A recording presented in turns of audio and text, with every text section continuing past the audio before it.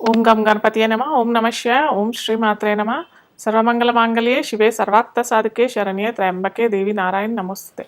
అందరికీ నమస్కారం. అందరికీ నూతన సంవత్సర శుభాకాంక్షలు, ఆంగ్ల నూతన సంవత్సర శుభాకాంక్షలు ప్రేక్షకులందరికీ.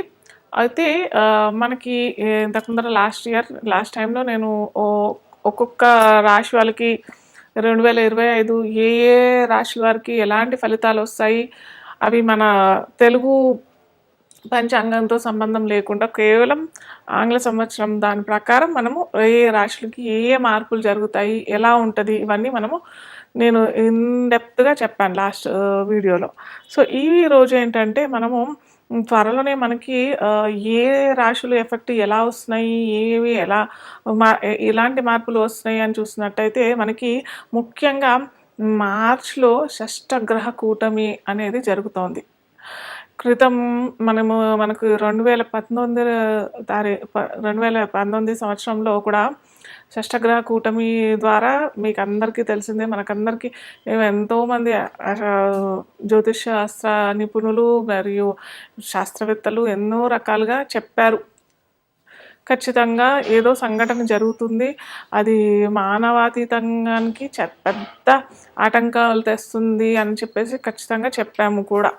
కాకపోతే అది పర్టికులర్గా ఈ వ్యాధి వస్తుంది అని చెప్పేసి చిన్నగా ఒక సూచిక మాటుకే మాకు ఎవరికైనా అంతే, జ్యోతిష నిపుణులు 90 నుంచి 95% కరెక్ట్గా చెప్పగలుగుతాం. 5% అటు ఇటు అన్నట్టుగానే ఉంటుంది, ఖచ్చితంగా అయితే రాదు.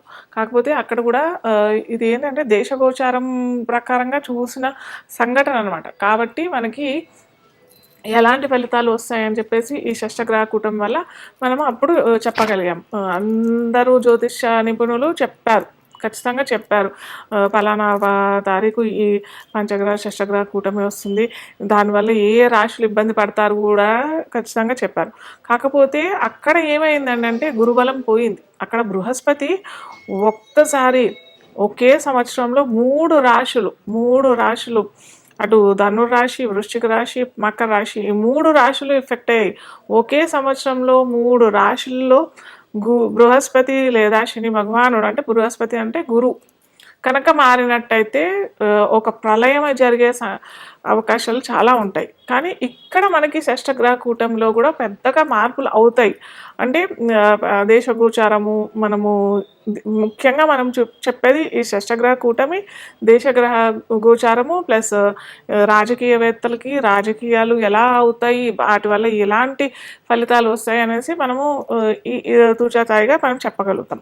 కాకపోతే ఇది పర్సనల్గా మనం చూసినట్టయితే ఒక్కో రాశి, మళ్ళీ నేను చెప్తున్నాను ప్రతిసారి నేను ఈ వీడియో తీసినప్పుడల్లా, పర్సనల్గా మీ వ్యక్తిత్వ జాతకంలో మీ జాతకాల్లో ఏ దశ అంతర్దశలు నడుస్తున్నాయి, మీ లగ్నం ఏంటి ఖచ్చితంగా తెలుసుకొని ఆ దశ అంతర్దశలు ఈ గోచార ఫలితాలు ఎలా వస్తాయి అని చూసుకున్నట్టయితే మనకు అప్పుడు కరెక్ట్గా ఫలితాలు వస్తాయి. అలా కాకుండా కేవలం ఇప్పుడు చెప్పిన గోచారమే ఈ రాశులకి ఎఫెక్ట్ అవుతుందని అంటే అది కాదు. దాంట్లో ఓన్లీ 50 నుంచి 60% లేదా ఒక్కోసారి 50% రిజల్ట్స్ కూడా రావు, మనకి ఫలితాలు అంతగనం రావు. మనం ఖచ్చితంగా మన నక్షత్రం ఏంటి, మన రాశి ఏంటి, మన లగ్నం ఏంటి, దశాంతర్దశలు ఏమి నడుస్తున్నాయి, లగ్నాధిపతి ఎంత బలంగా ఉన్నాడు, ఇవన్నీ మనం ఖచ్చితంగా మన జాతక చక్రంలో తెలుసుకోవాల్సిన విషయాలు. దాని ద్వారా ఈ గోచారం ఏంటంటే ఒక 20 to 30% రిజల్ట్స్ వస్తాయి. అంతేగాని గోచారంలో ఇవన్నీ మార్పులు జరిగిపోతున్నాయి, మాకేమో జరిగిపోతుంది, అందరికీ ఏమోనో అయిపోతుంది, అద్భుతాలు అయిపోతాయి, లేదా ఏమీ అవ్వవు, లేదా ఈ పలానా రాశి వాళ్ళు ఇలా అయిపోతారు అన్నట్టు అలా ఏమీ జరగదు.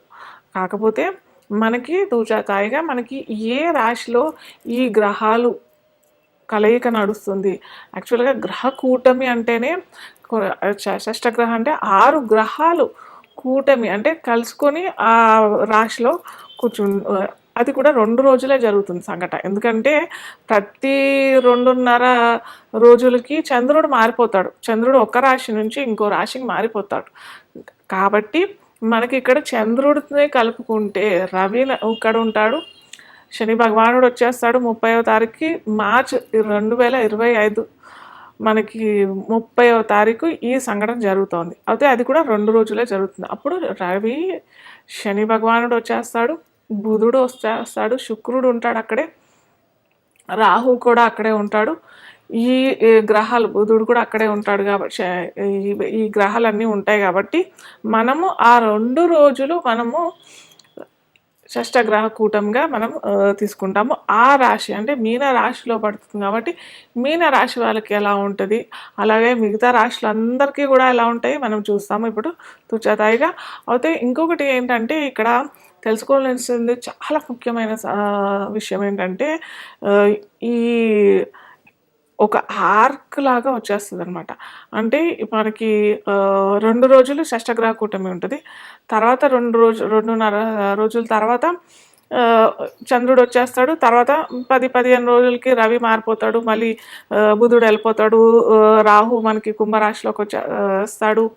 ఇలా అన్నీ ఒక్కొక్క గ్రహాలు వెళ్ళిపోతుంటాయి. శుక్రుడు వెళ్ళిపోతాడు, బుధుడు వెళ్ళిపోతాడు.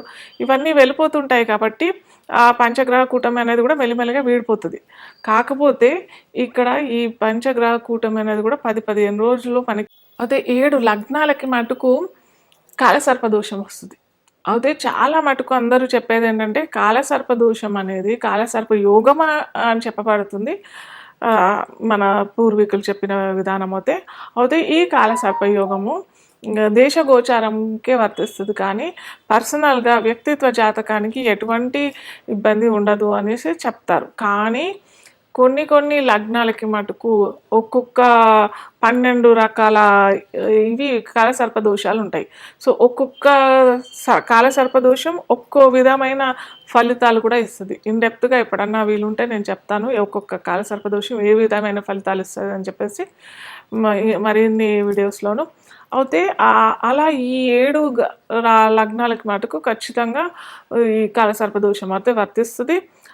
మీరు ఎవరన్నా పిల్లలు పుట్టేవాళ్ళు వాళ్ళు ఏమన్నా ఉంటే ఏమంటారు, చాలామంది నన్ను అయితే అడుగుతుంటారు టైమింగ్స్ ఇవ్వమని చెప్పేసి.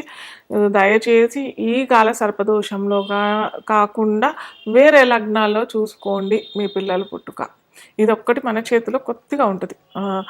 జనన సమయము, మరణ సమయము ఈ 2 మన చేతుల్లో ఉండవు చెప్పాలంటే. కాకపోతే మన మానవ ప్రయత్నం ఏదైనా చేయాలని అంటే మటుకు ఇది మన చేతుల్లో ఉంటుంది. కాస్త చూసి చేసుకోండి. ఇప్పుడు వృషభ లగ్నం తెలియని వాళ్ళకి రాశి అని అనుకున్నట్టయితే వృషభ లగ్నానికి అధిపతి ఎవరు అని అనుకుంటే శుక్రుడు. అయితే ఈ శుక్రుడు మనకి మీనంలో ఉన్నాడు, ఉచ్చబడుతున్నాడు. చాలా మంచిది, యాక్చువల్గా చెప్పాలంటే చాలా మంచిది. కానీ ఇక్కడ ఏమవుతుందని అంటే శుక్రుడు రాహు చాలా తక్కువ డిగ్రీస్లో మనకి షష్టగ్రహ కూటం వల్ల ఉంటున్నారు. కాబట్టి వీళ్ళు కూడా వృషభ రాశి వాళ్ళకి వృషభ లగ్నాధిపతి ఉచ్చలో పడ్డా కానీ ఇక్కడ మనకి అటు రవితో ఇబ్బంది లేదు, రవితో అంత ఇబ్బంది లేదు.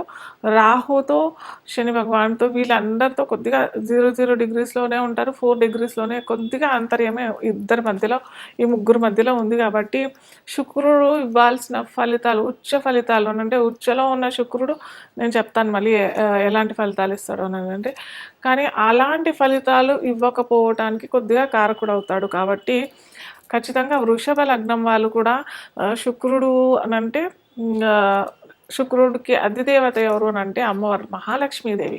మహాలక్ష్మి స్వరూపమైన అమ్మవారిని కొలచడం, అలాగే విష్ణు భగవానుడు అంటే అమ్మవారిని కొలిస్తే కేవలం అమ్మవారిని ప్రసన్నం చేసుకుంటేనే అమ్మవారి ప్రసన్నం అయిపోతుందని కాదు, అటు అయ్యవారిని కూడా ప్రీతి పరచుకోవాలి మనం. ఖచ్చితంగా చేసుకుంటేనే మనకి ఇక్కడ వృషభ లగ్నం వారికి ఏంటంటే ఖర్చులు పెరిగిపోవటం ఒక ఎత్తు అయితే అనవసరమైన ఖర్చులు పెరగకపోవడం మంచిది. ఆ ఖర్చులు ఏంటంటే మనం ఏదైనా సెలబ్రేషన్స్కి అంటే ఒక బర్త్డే పార్టీ, వివాహం చేస్తున్నాము, లేదా ఇంకేదన్నా కార్యక్రమాలు, ఏదైనా కారు కొంటున్నాము, ఇల్లు కొంటున్నాము అంటే ఇది మంచి పరిణయమే కదా. సో ఇలాంటి వాటికి ఖర్చు అయ్యేటట్టుగా మనం చేసుకోవాలని అంటే ఖచ్చితంగా అటు అమ్మవారు మహాలక్ష్మీదేవి ఆరాధన, అలాగే విష్ణు భగవానుడి వీలుంటే ఖచ్చితంగా మార్చి మొత్తం ఫిబ్రవరి నుంచే స్టార్ట్ చేయండి.